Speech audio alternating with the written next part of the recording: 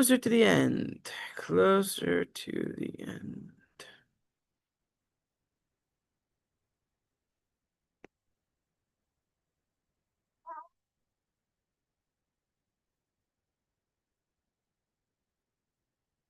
Okay. Where's this? Over here. We're gonna share screen and we will get started. Okay. We will begin with the blessing that we make before we learn Torah. Baruch atah Adonai Eloheinu melech haolam asher kiddushanu b'mitzvosav v'tzivanu al divrei Torah. Are you able to hear me clearly, Chaim? Perfect. Okay. I'm gonna make a drink of water real quick. Baruch atah Adonai Eloheinu melech haolam sha'akol ni'abed bari.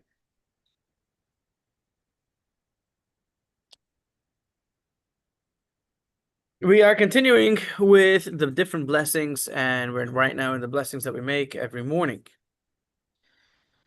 Upon wrapping himself in ritual fringes, one should recite the blessing, blessed, etc., who has made us holy through his commandments, and has commanded us to wrap ourselves in a garment with ritual fringes, that is the talis or the tzitzit, and I think that that's where we left off last week.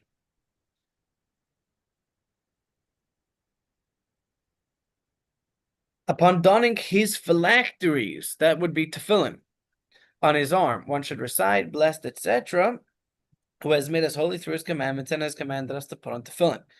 Upon the head tefillin, one should recite a blessing, blessed, etc., who has made us holy through his commandments and has commanded us with regard to the mitzvah of the tefillin.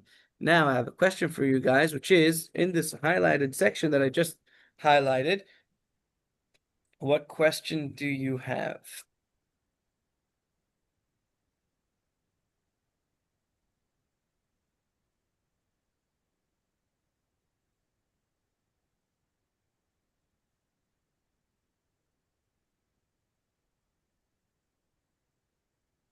No questions? Hold on a second. Look at it again.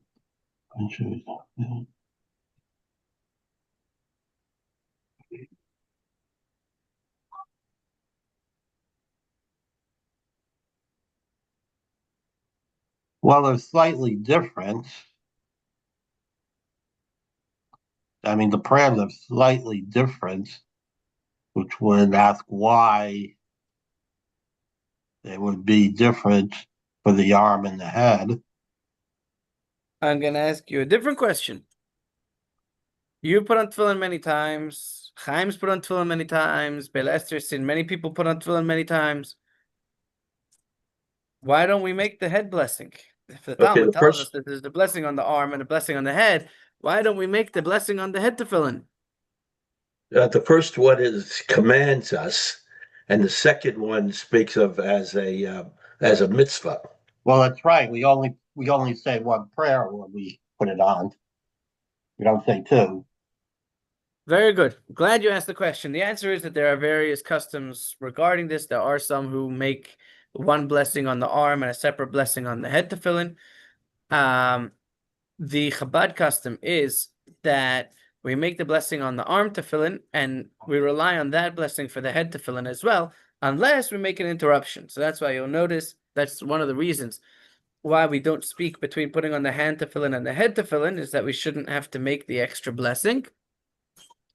Because if there's a blessing that is not necessary, making that blessing could be a question of an issue of mentioning God's name in vain. Therefore, we do our best not to make any interruption or speaking about anything that is not directly related to making sure that our tefillin is in the right spot, etc. And if we do make an interruption between the head tefillin and between the arm tefillin and the head tefillin, then we do make the second blessing on the head tefillin. Okay, when we ritually wash our hands, this you should all know. I shake it. Yeah. Do the Mizra also put on tefillin, and like the Jews from the Caucasus, I forget what they're called, Ukraine, maybe. Say again, does who? the Mizrah, the Jews from the Middle East, Okay. Do they Rafi. do what? and the Jews that come from the Caucasus. There's another name for them. Talking about the Mizrahi from Yeah, Iraq and Iran. yeah, Okay. I'm but sorry, there's also baby's a group making a of little bit of Jews. noise, so it's hard for me to hear you. What did you say? And what about them? Okay, the Jews from Iraq and Iran, the Mizrah, right? Oh, Mm-hmm. The Mizrahi. Mizrahi Jews, and also the Jews that come from the Caucasus. I forget what they're called. Do they also put on tefillin? Yeah, of course. They Of do. course. And the ones Yeah. from the Caucasus also. I forget what they're called. Where's the Caucasus? Uh, southern, southern Russia, southwest Russia. Like I think they're called Ukrainian, maybe. Bukharian? Yeah. Yeah. Yeah. So anyone who is Jewish puts on tefillin. So it's not a This is it's not a Talmudic. It's not a Talmudic command. It's a that is a good question. And the answer is yeah, it is a biblical commandment. However, anything that is in the Talmud is incumbent upon every single Jew. So, as Maimonides codifies, he says that until the times of the Talmud was the last, I guess, magnum opus that everyone had the the everyone had around and everyone agreed. So the Talmud was compiled before the great dispersion of Jews throughout the world. So anything that's written in the Talmud is binding for every single Jew, which is one of the issues that we have with the Ethiopian Jews. Like, where do you come from? If we have a clear tradition that anything in the Talmud was accepted by all Jews. Um, After the times of the Talmud, you had when anyone had a question, what do we do or how do we do it? So at that point, every community asked their head rabbi, who would make the decision, and not always were the decisions the same across the lands. Most notably, like the most famous one is about rice on Pesach, how the Sephardic Jews permitted rice, and if you smash your arms out like that, I can't take you out. First, bend your arms, then it works to take you out. There we go. Okay. Say hello, everyone. hello. Hello. We just get it bigger. Oh yes. And so and the Ashkenazic Jews forbade it. So that would be but anything that's written in the Talmud, What did the no one can argue it. Ashkenazis forbid? Sorry? What did the Ashkenazis forbid? Rice on Passover. Oh, Oh, I didn't knew we didn't have it. I didn't know it was forbidden. Yeah, Okay. the Ashkenazi custom is to rice and all these kind of legumes, rice, lentils, beans, is all these rice a things. legume? I don't know if rice is a look. I don't know, I don't think but so. it's in that halachic category. I Rice, see. lentils, beans, corn. We don't have on Passover. Uh, Okay. Well, thank you. You're welcome. So when we wash our hands, we must say a very familiar blessing, blessed are you, etc., who has made us holy through his commandments and commanded us with regard to the washing of the hands. Upon washing the face, one recites, blessed, etc., who removes the bands of sleep from my eyes and slumber from my eyelids. May it be your will, Lord my God, to accustom me in your Torah. Attach me to your mitzvos and lead me not into transgression, nor into error, nor into iniquity, nor into temptation, nor into disgrace. Bend my evil inclination to be subservient to you, and distance me from an evil person and an evil acquaintance. Help me attach myself to the good inclination and to a good friend in your world. Grant me today and every day grace, loving kindness, and compassion in your eyes, in the eyes of all who see me, and bestow loving kindness upon me. Blessed are you, O Lord, who bestows loving kindness on his people Israel. Okay, we learned in the Mishnah that one is obligated to recite a blessing for the bad that befalls him, just as he recites a blessing for the good that befalls him. The Gemara asks, what do you mean? That you make a same blessing? Does that mean you make the same blessing? One is obligated to recite the blessing for the bad just as for the good. If we say this means that just as one recites a blessing for a positive event with the formula, who is good and does good, and so too one recites the same blessing for a calamity with the formula, who is good and does good. Didn't we learn in our Mishnah that over good tidings you recite, who is good and does good? While over bad tidings one recites, blessed, etc., the true judge. That's the blessing that we make when someone dies. We say, blessed the true judge. Rather, Rava said the Mishnah statement was only necessary to instruct us to accept bad tidings with the same joy with which we accept the good news, not to instruct with regards to which blessing to recite. That just as the good thing that befalls me is tangible and enjoyable, and so we thank God for it, the bad which befalls me, I also thank God for the same way.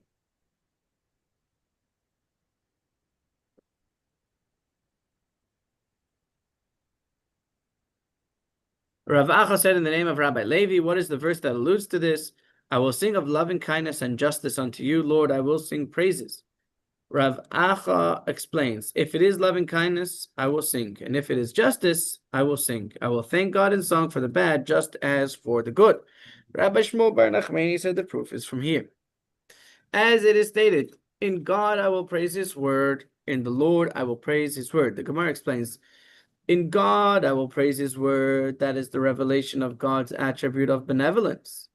While in the Lord I will praise his word, that is the attribute of suffering. Even if God brings suffering to bear upon me, I will still praise him. Rabbi Tanchum said, the proof is from here, as it is stated, I will lift up the cup of salvation and call upon the name of the Lord. And I found trouble and sorrow, but I called upon the name of the Lord. And the rabbi said, the proof is from here, as it is stated, the Lord has given, and the Lord has taken. Blessed be the name of the Lord. Rav Huna said in the name of Rav, who said in the name of Rabbi Meir, and so it was taught in the Brisa in the name of Rabbi Akiva. One must always accustom oneself to say everything that God does, he does for the best. So here we're going to learn about the difference between Rabbi Akiva and Nachum Gamzu. Rabbi Akiva always used to say everything that God does, he does for the best. So that means everything, even if it's bad, he does it for a good purpose. You ready for story? Yes.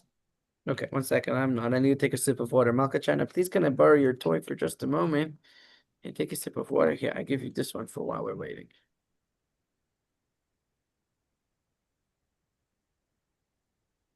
It's nothing more exciting than a water bottle. Okay. The Gemara relates, for example, this instance when Rabbi Akiva was walking along the road and he came to a certain city. He inquired about lodging and they did not give him any. Is that good or bad that nobody put him up for the night? Obviously bad. Yeah. He said, everything that God does, he does for the best.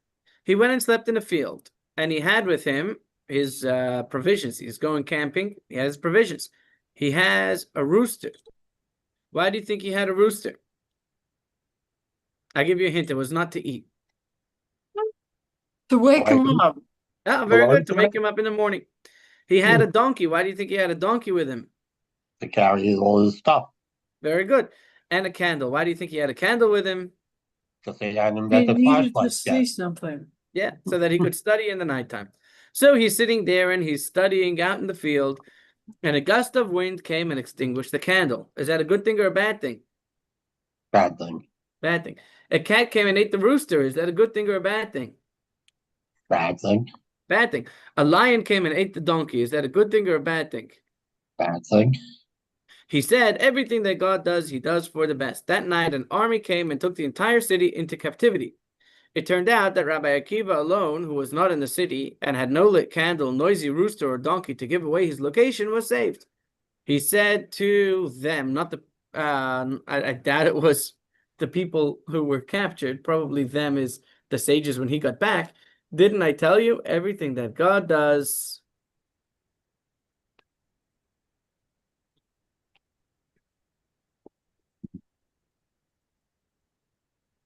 Sorry for the suspense. We're turning a page. I think we have finished page 60 and we're on to page 61. He does for the best. So sometimes we get to see it, sometimes we don't get to see it.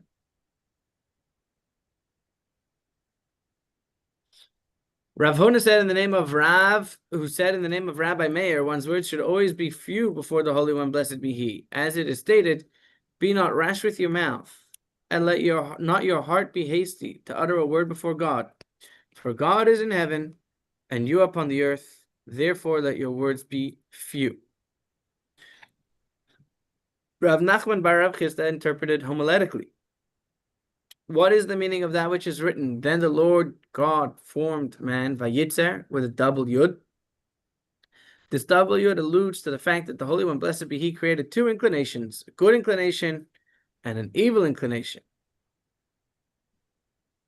Rav Nachman bar Yitzchak strongly objects to this. If that is so, does an animal with regard to whom Vayitzer is not written with a double yud not have an inclination? Don't we see that it causes damages and it bites and it kicks? Maybe it only has the negative inclination. Rather, interpret the double yud homiletically in accordance with the opinion of Rabbi Shimon ben Pazi. As Rabbi Shimon ben Pazi said, this alludes to the difficulty of human life. Woe unto me from my creator, and woe unto me from my inclination. If one opts to follow either his creator or his inclination, woe unto him from the other. So, if you choose to follow your creator, then you get harassed by your evil inclination that's trying to distract you. And if you choose to get involved with the hedonistic pleasures of the world, well, then you have it coming for you, and you have to be cleaned for all the mess you're making. Alternatively, this duplication in the language of creation can be explained in accordance with the statement of Rabbi Yirmiyah ben Elazar. As Rabbi Yirmiyah ben Elazar said, the Holy One, blessed be He, created two faces, du partsufin, on Adam Harishon, Adam the first man. He was created both male and female in a single body. As it is stated, you have formed me behind and before. Tzartani is derived from the word surah, which means that God formed two faces on a single creation, front and back, and then God split the this being into two. So the word tsela, which is usually translated in this scenario as a rib, that God took the rib from Adam, the word tsela can also be translated as a side. And that would be translated that God took the side that He took from Adam and built it into a female. It is stated, here, that's where we get to it. Well, 1 second. It is stated, and the tzela which the Lord God had taken from the man, He made to a woman, and He brought her unto the man. Rav and Shmuel disagree over the meaning of the word tzela. One said it means a face. Eve was originally one face or one side of Adam, like you have the front face and the back face. And one said it means a tail, which he explains to mean that tzela was an appendage, meaning one of the ribs in Adam's chest. Okay, let's look at this, right? Was Eve created from the rib of Adam, or was she a full side of Adam? Was she the whole back of Adam? Could you imagine having your spouse on your back all day? Wonder what happened when they couldn't decide if we should go to bed or go to the couch. Then must have been a fun few hours. Rabbi, there's in some ancient cultures, I mean, very ancient, even before Judaism, there was a story that originally all people had two heads, 4 arms, and 4 legs, and that some evil god split the person into man and woman, and that's how come there's man and women. Not too far off. Yeah.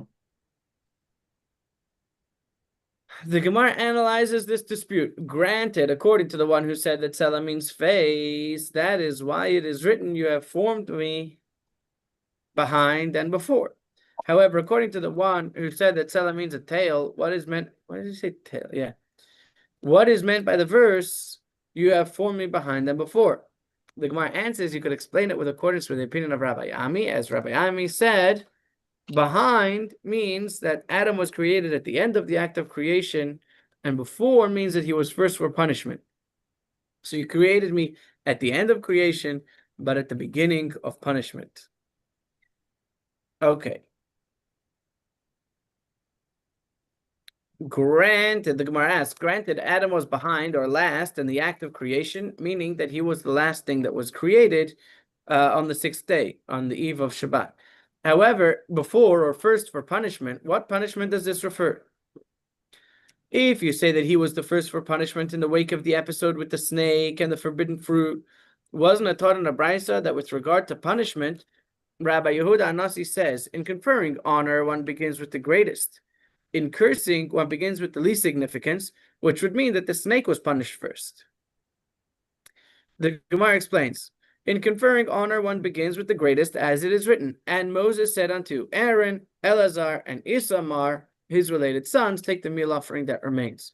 So Aaron, who was the greatest among those involved, is mentioned first. And in cursing, one begins with the least significant, as first the snake was cursed, then Eve was cursed, and ultimately Adam himself was cursed. The punishment did not begin with Adam. So what does it mean first for the punishment?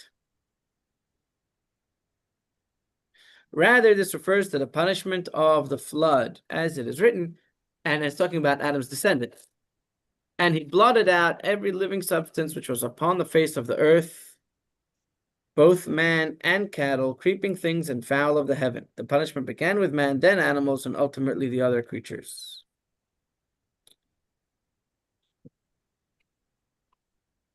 I hope the battery's not about to die. We'll see what happens.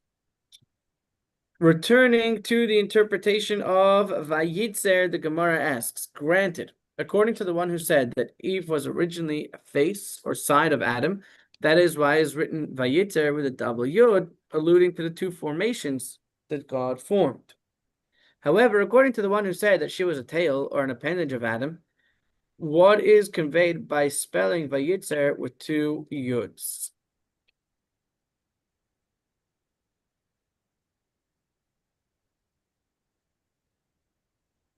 The Gemara responds, we already answered this. We have a homiletic interpretation in accordance with the opinion of Rabbi Shimon ben Pazi. As Rabbi Shimon ben Pazi said, this comes to emphasize that which a person says to himself in every circumstance, woe unto me from my Creator, and woe unto me from my inclination.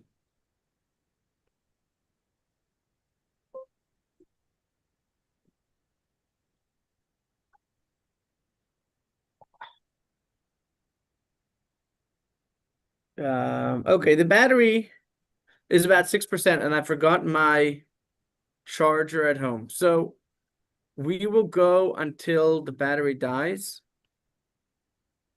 That being said, I was looking again at my schedule, and I think that it might be easier to just because I have some other things coming up as well. So I think that what we'll do is from now for the next 6 weeks, we'll take a break because the next 2 weeks are busy. Then the kids are out of school till they start. So from now until the beginning of July, we'll be skipping the Tuesday and Wednesday classes, and then we'll reconvene about mid-July. Does that work? Uh-huh. Okay. And I hope to see you all this Friday night and Shabbat day. We'll be in touch about that. Okay. Bill Esther, you're going to be joining us Friday night? I don't know. It depends on my legs. Okay. Well, I hope you'll be feeling up to it. Thank you. Okay. So we'll go now and we'll see when we get cut off. Granted, according to the one who said that Eve was a face, that is why it was written, male and female, he created them, because like male and female, he created them. However, according to the one who said that Eve was a tail, what is the meaning of the verse, male and female, he created them? The Gemara answers, you can explain it with the accordance of the opinion of Rabbi Abahu, because Rabbi Abahu raised the contradiction between the verses. On the one hand, it is written, male and female, he created them. And on the other hand, it is written, for in the image of God he made man, indicating that man was made alone. How then does he resolve the contradiction? At first, the thought entered God's mind to create two. And ultimately, he created one. The Gemara asks, granted, according to the one who said that Eve was a face, that is, or a side, that is why it was written, and he took one of his sides and closed up the place with flesh in its place, as it was necessary to close the side that was open. However, according to the one who said that Eve was originally a tail or a rib, what is meant by the verse, and closed up the place with flesh in its place? They just took out a rib and that's it. You don't have to close up the place with flesh. So Rabbi Yirmiyah said, and some say Rav Zvid say, and some say it was Rav Nachman Bar Yitzchak who said, it was necessary to say that only with regard to the place of the incision. The Gemara will now challenge the other opinion. Granted, according to the one who said that Eve was a tail, that is why it is written, and God built the tzela. It was a completely new building. However, according to the one who said that Eve was a complete side, what is the meaning of and he built? What needed to be built? The Gemara responds, this must be interpreted homiletically in accordance with the opinion of Rabbi Shimon ben Manasseh. As Rabbi Shimon ben Manasseh interpreted homiletically, what is the meaning of that which is written, and the Lord God built the Selah? This teaches us that the verse teaches us that the Holy One, blessed be He, braided. What does it mean he built? It means he braided Eve's hair. And then he brought her to Adam. As in the coastal towns, they call braiding hair building. So God braided her hair and before he brought her to Adam. Make her look very pretty. Alternatively, the verse, and he built, could be understood as a description of her basic shape. As Rav Chisda said, and some say that it is taught in a brisa, this verse teaches that the Holy One, blessed be He, built Eve like the structure of a storehouse. Just as a storehouse is built narrow on top and wide on the bottom in order to hold the produce and not collapse, so too a woman is created narrow on the top and wide on the bottom in order to hold the fetus.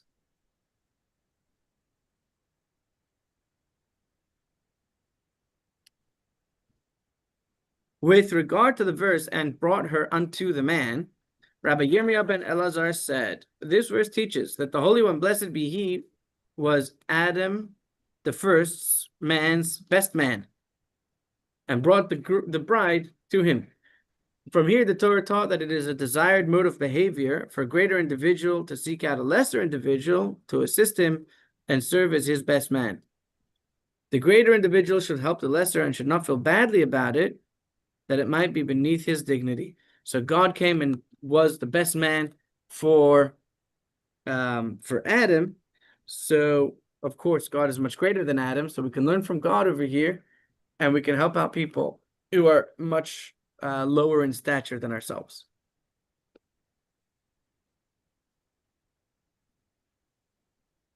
The Gemara asks, according to the one who said, this is a big question in marriage, right? You'll see. According to the one who said that Eve was a face or a full side of Adam, which of them walked in front? Who was walking forwards and who was walking backwards?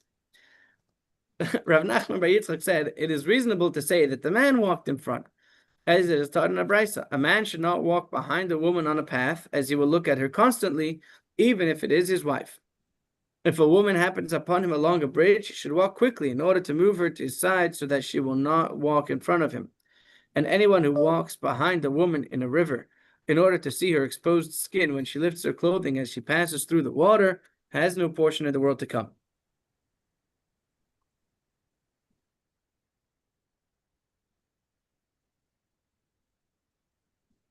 I think his battery just went out. Yeah, his battery just went out. Okay. All I've got is a full picture of the top of your head. Yeah. Yeah, his battery's out. All right. What are you seeing? I see the top of your head too. Oh, Yeah. okay. Okay, his battery went out. So have a good day, everyone. Okay. 6 weeks, about 6 weeks, huh? Yeah, that's what he said. Yeah. Say, I've got a brochure on that, the classic auto museum if you want to do that, or if you're interested. Yeah, not today, but No, I mean, I don't mean today. I mean, yeah, okay. I found a brochure in my glove compartment. All right. See you around. Okay, Bye. bye.